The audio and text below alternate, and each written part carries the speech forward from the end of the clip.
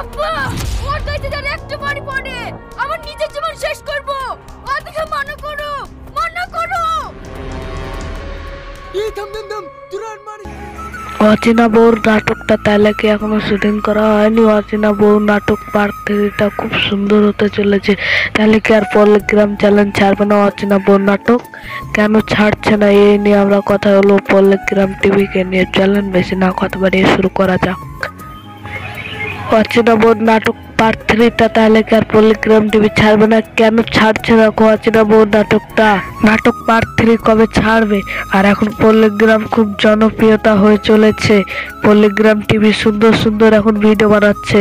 যারা যারা এখনো চ্যানেলটাকে পল্লিগ্রাম টিভি সাবস্ক্রাইব করেননি, যে সাবস্ক্রাইব করুন আর আমার চ্যানেলটাও সাবস্ক্রাইব করুন। আশা করি সব অনেক ভালো আছেন। এই নিয়ে আর একটা ভিডিও বানাবো।